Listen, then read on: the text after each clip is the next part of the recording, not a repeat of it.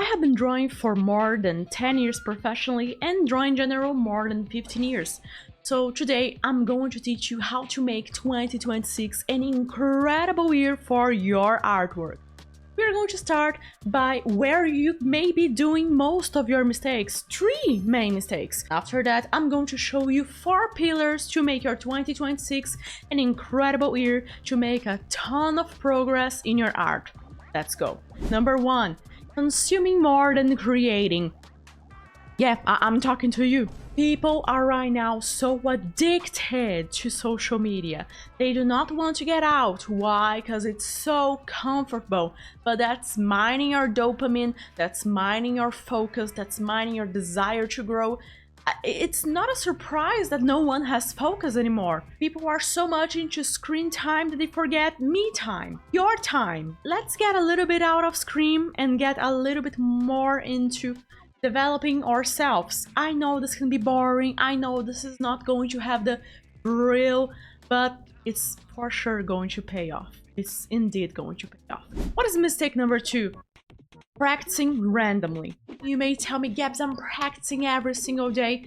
Well, that's great, but even if you have consistency, if you don't have a strategy, you're not going that far. You can have all the consistency in the world, but if you don't have strategy, it's not going to work. And I can give us an example in the art world. You may be drawing today a little bit of hair, and then tomorrow a little bit of hands, and then after tomorrow faces, facial expressions.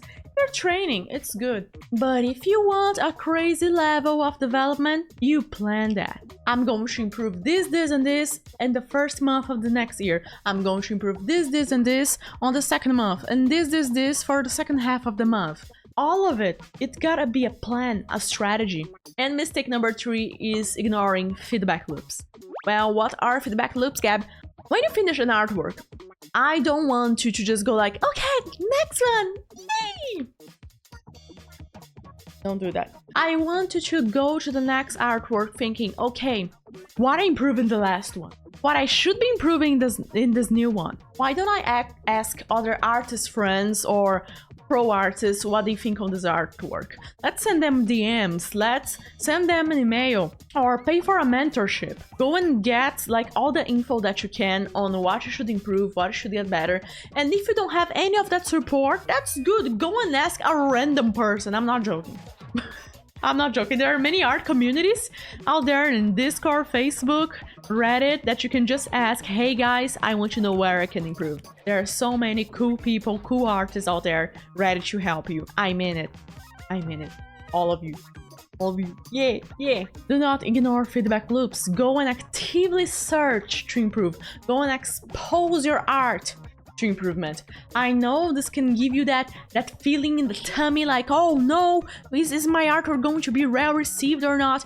But I can guarantee you, the more you do it, the best you become at it. You improve so much. It's the same as talking in public. Like, you are going to hold a speech. The more you train, the easier it becomes.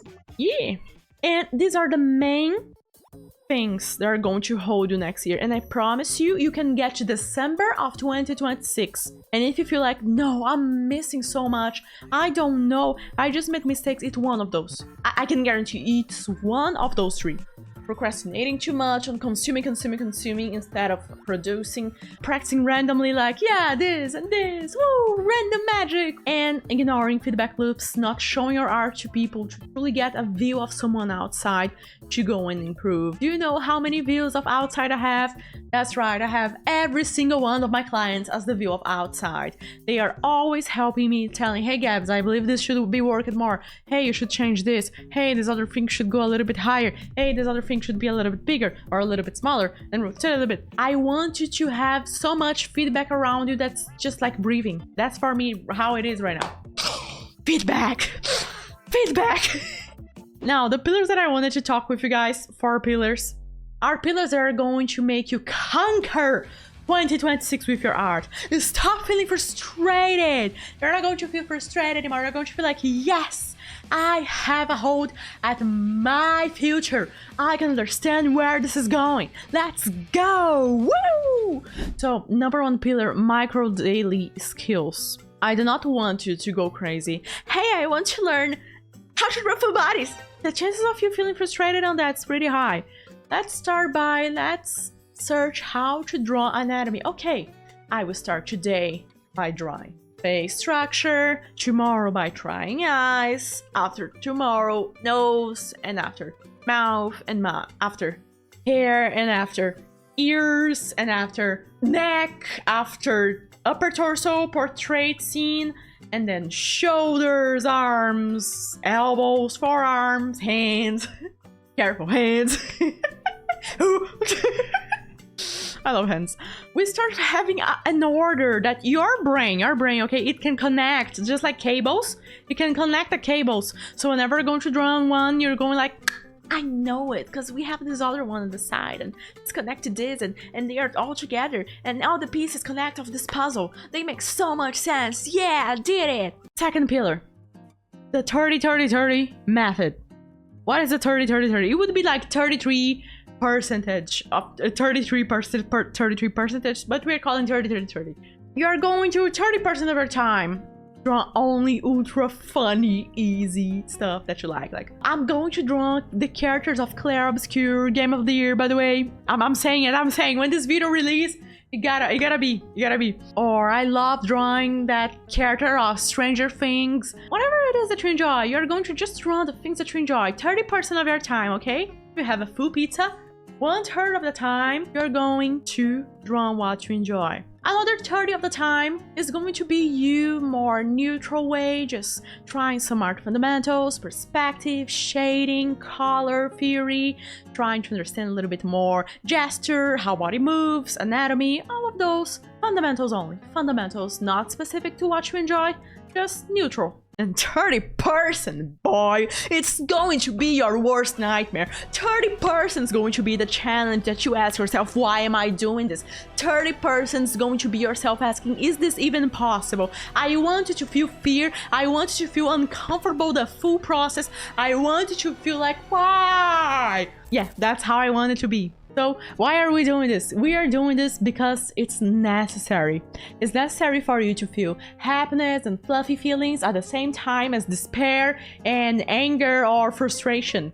I do not want you to be able to perform only at one side. You gotta be able to perform at both sides. Just like a metronome, like going to both sides. Peep, poo, peep, poo. A music, you gotta have very sounds and various sounds. You gotta have both, okay? Both extremes. You gotta have both to make a perfect melody. And that's how a true, powerful, almighty artist goes through it. It's an artist that's able to draw even when they're feeling ultra, yeah, even when they're feeling neutral, and even when they're feeling, ah! So pillar number 3, measuring analysis. Have you ever seen that character that is so focused that says in the anime, in the series, I was already calculating this movement. I knew everything. I am so smart. You're gonna become this character. Yeah, you, me, you, all of us. We gotta become this character at least some kind of level. And how you're going to become this character? Measuring and analysis. Why you need measuring and analysis? You need measuring and analysis because you are going to finish your artwork, not only send feedback for others, but to yourself. You're going to check everything, what worked pretty well, what worked pretty bad, what you can do better, and what you should maintain on the next project. This can be pretty simple. This is not even going to take you 2 minutes to do, but this can change everything. I want you to truly measure. If you want to go and take your pen and a paper and go and type down, oh, this improved it, and this is got bad. I gotta improve this, and I gotta just maintain this other thing.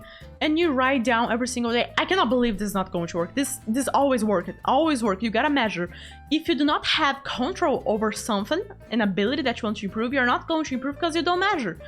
If you don't measure, you don't know if you're doing good, if you're doing bad. You gotta measure. Pillar number 4, no burnout cycle.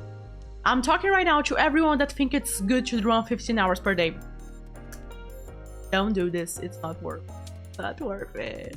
I say this by experience, it's not worth it. You're not going to draw for crazy 15 hours, 10 hours a day. I do not recommend it. Pause, use Pomodoro timer.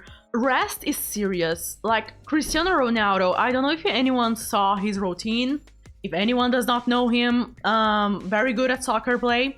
He has a very serious routine, not only into going there and training, but also a very serious routine into rest. And I believe everyone should take as serious resting. And resting is not laying down in the bed with your phone. No, you're still using your brain. I'm talking about true rest. Nap, reading a book, go for a walk, meditate. True rest that you're doing nothing. Go and do nothing after a strong session of training, after a strong session of studying. You're going to see that your improvement is going to what? Because after doing the study and going to rest, your brain's not doing nothing. We may think it's doing nothing, but it's doing a lot of things. It's assimilating and connecting to be inside of memory even more. There is research, I'm not going to have the name right here, but there is research about taking a nap and resting after a study session. You absorb much more what you learn. So I just see this as a win-win process. And if you do not have time to draw at least 5 minutes, please. I'm serious. It's about you feeling good with yourself at the end of next year. It's about you feeling good, like, okay, I did my very best. I did everything that I could. Because no matter if family is there to tell you can't, no matter if your health is there to tell you that you can't, colleagues or people, oh, my dog is so cute, I love mine. If your family, friends, whoever it is telling you no, you can't, it's about you trusting yourself. Sitting down in that chair and going like, I'm going to do it no matter what. I'm going to do it no matter what. I didn't came from a great background and I am able to draw on the level that I am drawing. And I'm extremely happy about it. I'm here at the other side to tell you it's worth it. It's worth it to lock in, go and study, train, study. Rest. Of course, rest. Go and have a focused routine. Routines and habits are going to mold your whole life. And if you enjoy this type of content, I'm serious that you're going to enjoy my all-in art course or my art booster where you can see the full process of me drawing. This is not about you only seeing how it works or having the full roadmap. By the way, I do give the full roadmap to how I got to my level today. But it's about you having a guidance in a world that it's so full of information. You, whenever you want to go and draw all the time, no, this other thing happens. I do not feel motivated. I don't have the time because I gotta take care of this person and this and that. Support is important. You cannot do this alone. I cannot do this alone. I was not able to do this alone. That's also the reason right now why I'm always focused so much into community. Community is super important. Well, all the love, all the peace, and I'll be seeing you in the next one. Wow, stay relentless.